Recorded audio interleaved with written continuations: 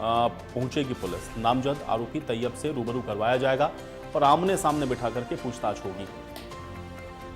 तो ब्यूटिशियन अनीता हत्याकांड में आज गुलामुद्दीन को लेकर के जोधपुर पुलिस पहुंचेगी। अब मुख्य आरोपी है हत्याकांड का गुलामुद्दीन, जिसको मुंबई में पकड़ा गया है। पिछले 5 दिनों से एडीसीपी निशांत भारद्वाज की टीम उसकी तलाश कर रही थी। 4 दिन से वो लोकेशन अपनी लगातार बदल रहा था, पुलिस को लगातार चकमा दे रहा था, लेकिन गुरुवार की शाम को जोधपुर पुलिस ने मुंबई पुलिस की मदद से उसको एक घर से दबोच लिया है। आज उसको जोधपुर लाया जाएगा। गुलामुद्दीन की पकड़ में आने के बाद पुलिस ने एक बार फिर से कई लोगों को हिरासत में ले लिया है। अब गुलामुद्दीन की पकड़ में आने से अनीता मर्डर केस की सभी अनसुलझी परतें खुलेंगी।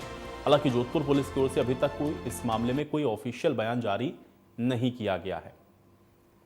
आपको यह भी बता दें कि अनीता मर्डर के बाद से गांगड़ा निवासी गुलामुद्दीन फरार चल रहा था। कुछ फोन लोकेशन के आधार पर जोधपुर वेस्ट के एडीसीपी निशांत भारद्वाज के नेतृत्व में टीम मुंबई गई थी और इसमें उनके साथ मुंबई वेस्ट के ज्वाइंट कमिश्नर सत्यनारायण चौधरी के निर्देशन में टीम ने गुलामुद्दीन को एक घर से गिरफ्तार किया है और जोधपुर पुलिस के हवाले कर दिया है।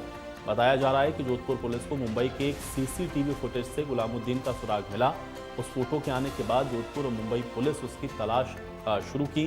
उसका पीछा करने के दौरान गुलामुद्दीन से 5 से ज्यादा जगह उसने लोकेशन बदली। अनीता की हत्या के बाद से पुलिस के सामने कई सवाल चुनौती बने हुए थे। सबसे बड़ा सवाल यह था कि सुनीता के पति मनमोहन की कॉल रिकॉर्डिंग अब गुलामुद्दीन के जोधपुर आने का इंतजार है, जिसके बाद ये सभी अनसुलझी जो गुत्थियां हैं वो सुलझी।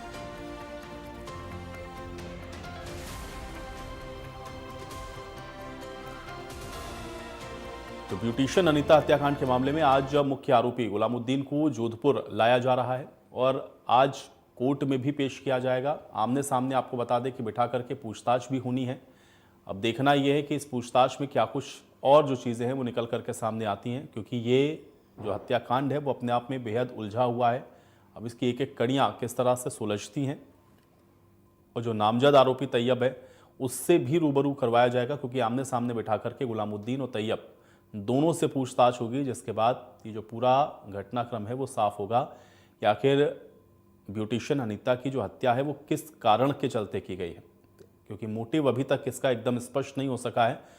अब आज गुलामुद्दीन को लेकर के जोधपुर पुलिस पहुंचेगी और उसके बाद जो पूछताछ होगी उसमें यह स्पष्ट हो पाएगा कि ये जो पूरा हत्याकांड है उसको कैसे अंजाम दिया गया है, मुख्य आरोपी ने क्या वजह थी जिस वजह से इस हत्या को अंजाम दिया है, इसमें क्या और लोगों की भी संलिप्तता थी, कौन कौन और इसमें शामिल था। ये तमाम ऐसी चीज़ें हैं जो कि एक के साथ एक जुड़ी हुई हैं और अब देखना यह है कि पूछताछ में आरोपी गुलामुद्दीन कौन से राज ऐसे हैं जिसको उगलता है और क्या कुछ अब उसके द्वारा बताया जाता है। और अब जब तैयब के साथ आमने सामने बैठ करके पूछताछ होगी तो दोनों के ही वर्जन देखने होंगे कि क्या रहते हैं और उसके बाद पुलिस किस निष्कर्ष पर पहुंचती है, इसका भी इंतजार है। और अब देखना यह है कि इस हत्याकांड में अभी आगे और क्या खुलासे होंगे।